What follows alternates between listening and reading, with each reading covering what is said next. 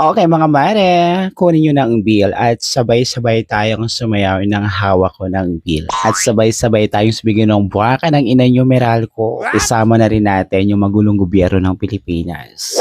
Ano, kaya pa ba today? Diba? Top 3 na tayo sa most corrupt country sa Southeast Asia. Very good ka, Philippines. Dapat nga tinodo na natin, no? So, dapat nga nag-number 1 tayo. Nakakahiya naman, number 3 pa tayo.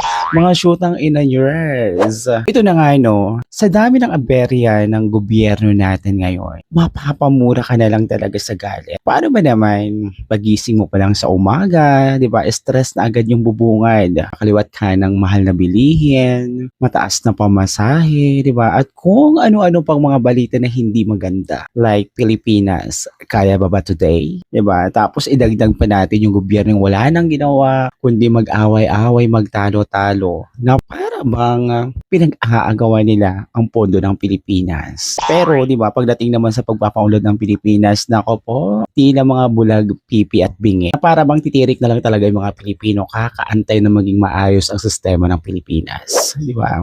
Pero mga mare, heto ang the best sa lahat. Sa gitna ng nakakatuyot na init, no, sumabay pa itong syuki ng inang Meralco na attach. Kasi habang halos malusaw na tayo sa sobrang init ng panahon, heto mas lalo pa nilang pinapakulo ang dugo natin sa taas ng singil ng kuryente. Sinasadya mo na talaga nilang gawing survival of the Philippines ang buhay natin o sadyang wala na silang pakialam basta maging maliwanag lang ang kanilang bulsa. Like what the fuck? Go! So paalala lamang po bago tayo magbigay ng komento, siguraduhin muna natin natapos natin ang video ito. Huwag tayong vida-vida masyado. Okay?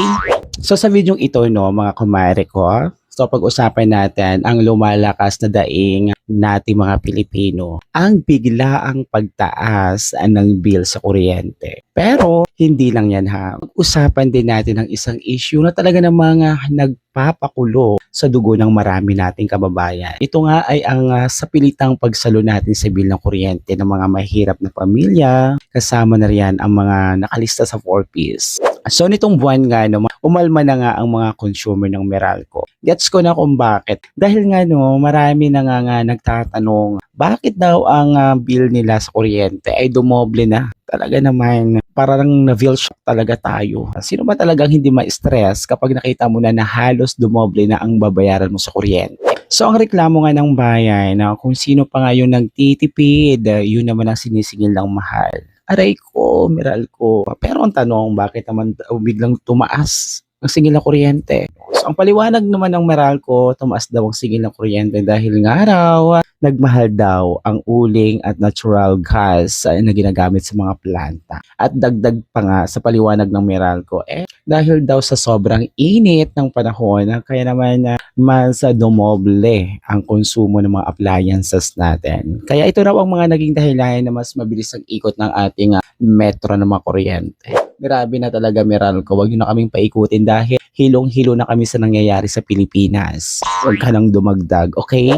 So ayun na nga bago tayo magpatuloy mga kumare, gusto ko lang i-explain sa inyo yung mga nakalagay sa bill natin. Kung ano nga ba yung mga ibig sabihin ng mga charges na may kita natin sa ating mga Meralco bill na bumubuo sa kabuuang halaga na dapat nating bayaran buwan-buwan. So una na nga dito may kita natin ang generation charge. Yan ang ibig sabihin, ito ang presyo ng mismong kuryenteng ginagamit mo. So ang binabayaran mo dito ay ang mga kumpanyang may-ari ng mga planta na gumagamit ng coal, natural gas, solar, hydro para makapag-produce ng kuryente. Yes, tama ka dyan, Mare. And of course, ang generation charge ay nagbabago yan buwan-buwan. Yan, so depende yan sa presyo ng petrolyo at uling sa world market o kung may mga plantang nasisira at kailangan bumili ng kuryente sa mas mahal na source. Pinakamalaking parte ng bill mo, 50 or 60% ng babayaran mo ay dito mo makikita. Makikita rin natin dyan ang transmission charge. So, ang ibig sabihin nito ay ito ang bayad sa National Grid Corporations of the Philippines o NGCP. Sila ang may-ari ng mga higanting tower at high voltage line na nakikita natin sa mga highways. Sila din ang nagdadala ng kuryente mula sa mga malalayong probinsya na may planta patungo sa Maynila o sa main grid ng Meralco. So, ang pangatlo, mga mare, makikita mo rin sa Meralco bill mo ang system loss. So, hindi lahat ng kuryenteng ipinapadala mula sa planta ay nakakarating 100%.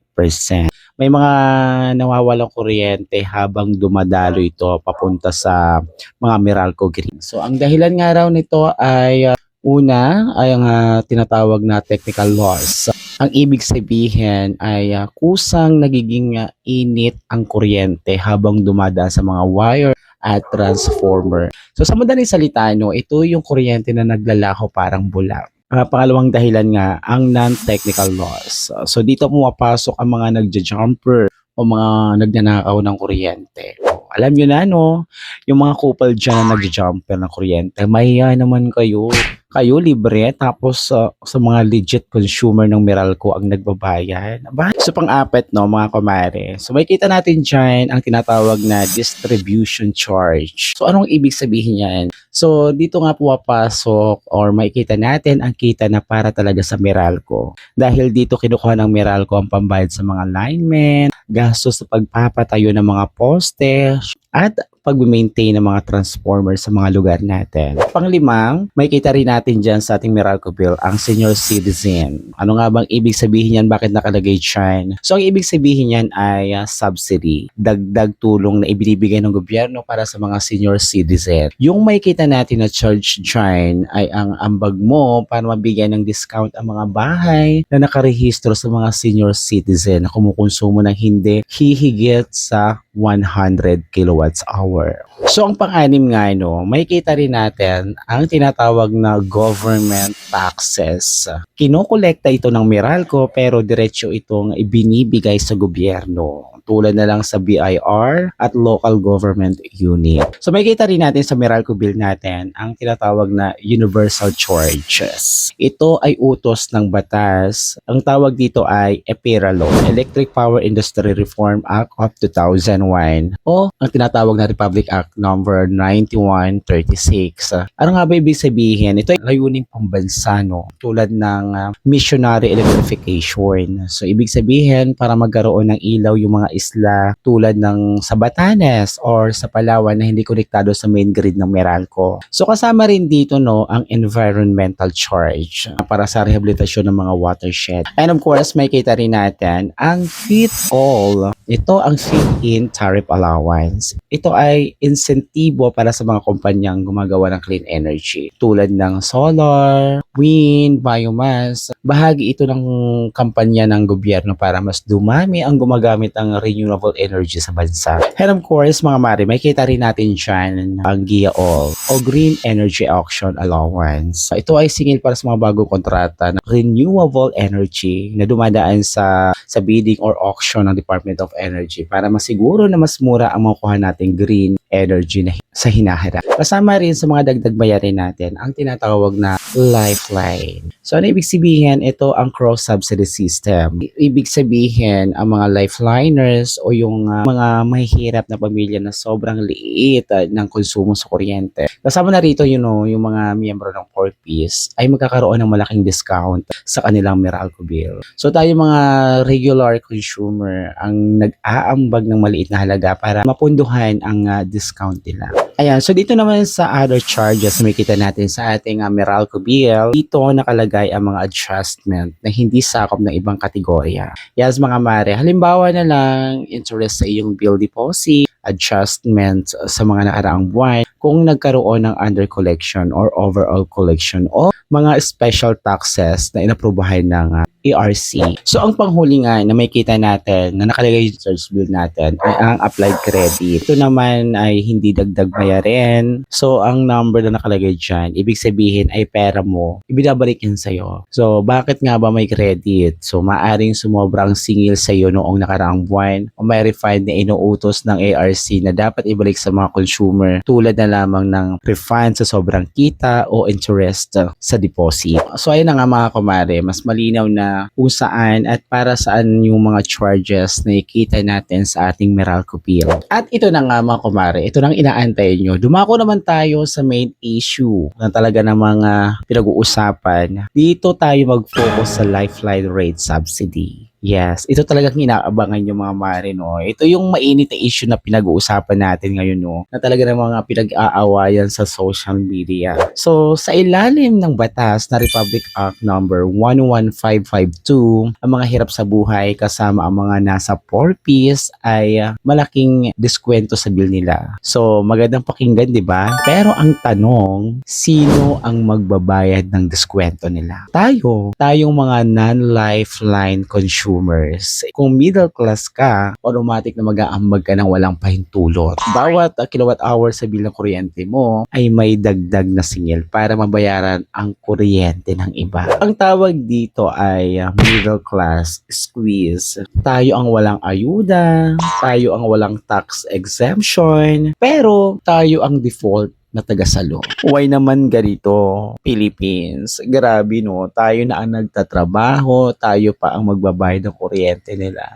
Di wow! Di ba? Okay lang sana, di ba? Pero sa Pilipinas, parang nakakawalang gana tumulong. Di ba? Alam mo kung bakit? Paano ba naman kasi, hindi porket nasa listahan ka ng 4Ps, literal ka nang nasa laylayan. So, pasintabi lamang, no, sa mga miyembro ng 4Ps at mga kababayan nating nasa laylayan na nandiyan at nakakapanood ng video ito. Hindi ko po nilalahat. May mga legit naman na pamilya na talaga namang dapat na nakakatanggap ng mga ganitong tulong mula sa gobyerno. At kung legit ka naman, well, that's okay na natatanggap mo to. Di ba? And let's be real, mga kagets, no? So sa dami ng kailangan tulungan sa Pilipinas, bakit may mga pamilyang, alam mo yon, may malalaking bahay, may mga mamahaling gadget, makikita natin no, na talaga namang nakakaangat-angat sila sa buhay. Minsan pa nga makikita natin na naka-aircon at may mga sasakyan pa. Pero ang tanong, bakit kasama sila sa mga 4Ps? So, bakit kasama sila sa mga listahan ng gobyerno na para lang sa mga legit na nangangailangan? So ibig sabihin no, hindi lang gobyerno ang may problema. Isama na natin yung mga kababayan nating makakapal ang mukha at mapagsamantala. Inang inan years.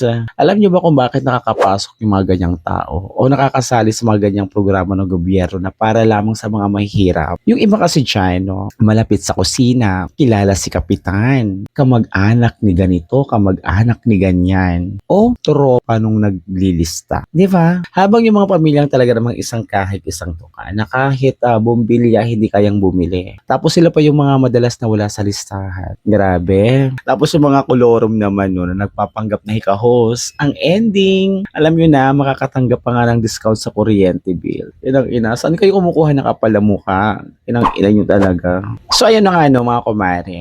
Ang tanong ng mga nasa middle class na kayod kalabaw para lang kumita ng pera. So, sino ba talaga ang dapat na tinutulungan natin? Yung mga taong nangangailangan o yung mga taong magaling lang dumiskarte sa gobyerno? Kasi napaka-unfair, di ba? Alam nyo yan mga kumare. Sobrang unfair ng mga ganitong eksena. Di ba? Tayo ang nagpapakapagod. Tayo ang nagpapakapagod magtrabaho para mabayaran ang kuryente natin. Tapos, tayo rin ang sasalo sa kuryente ng mga taong puhunan lang ay may kakilala sa munisipyo o barangay. Aray ko. Kaya din nyo rin masisisi no, kung bakit galit na galit ang mga tao sa ganitong eksena. So, ayun na nga no, dahil viral sa social media na marami na ang nagagalit sa Meralco. Nabigyan naman ng paliwanag ang Meralco. Utos daw ito ng ARC. Ito ay socialized pricing daw. Pero ang sabi naman ng gobyerno, ito ay social justice naman daw. Ibig sabihin, ang mas nakakaangat ay dapat tumulong sa mga nasa laylayan. Di wow, talaga ba? Ginagamit nila ang bill natin para maging instant ninong at ninang tayo ng bayan. Oh, bless. Cheres.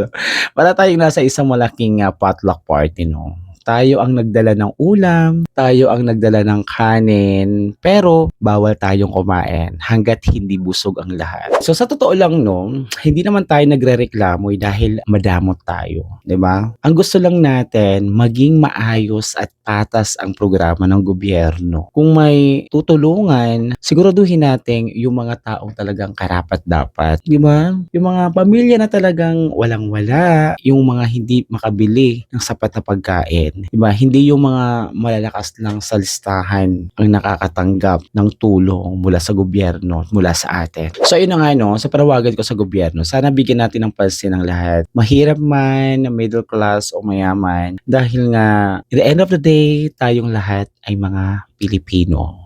Diba? Magtutulungan tayo. Mas magaan ang pagtutulungan at mas masarap ang bayanihan kung alam nating walang magic na nangyayari. Totoo yan. Walang palakasan at walang pag-aalinlangan kung ang tulong ba ay napupunta sa tamang tao. Tama o mali. So kapag ang sistema ay tapat, no, ang lahat ay handang mag-ambag. Pero kapag ang pakiramdam natin ay ginagatasan lang tayo habang iba ay nagpapakasasa sa maling paraan, doon nakakawala ng gana at nakakawala ng tiwala. And of course, kayo mga kagets, hanggang kailan tayo magtitiis sa ganitong magic? I-comment nyo na ang inyong giggle stories. And of course, i-share nyo na ang video na ito para malaman ng lahat na hindi tayo natutulog sa pansitan, sa spaghetti na tayo natutulog.